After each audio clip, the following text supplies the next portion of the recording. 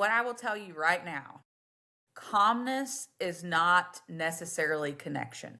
And the way that this really shows up for us in adulthood, I think, is that if as a child, no one really sat with you and, talked about your emotions, then when you become an adult, intimacy, emotional intimacy, is going to feel so foreign to you as an adult You never because had it. It is, you know? you didn't know what it felt like. You don't know what it looks like. And what we end up with sometimes is exactly what we wouldn't want for ourselves, which is an emotionally unavailable partner. Um, I don't think, that person who never had it growing up and then doesn't offer it to his partner or her partner being grown up doesn't intend to be neglectful, but, you know, I mean, we got to call a spade a spade. If you're doing these things and you feel a little convicted, like, wow, I need to show up more for my partner. Wow, I need to be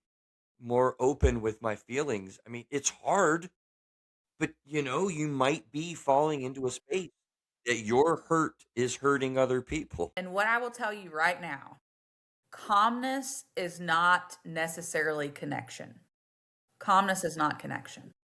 Just because you can keep the peace with someone does not mean that you are connected to them in a real and emotional way. Because I was just listening to you thinking, I mean, it really is. I mean, when you're in midlife and you're dating, it is terrifying to think that I need to be wide open with this other person after having been hurt by going through a freaking divorce, you know?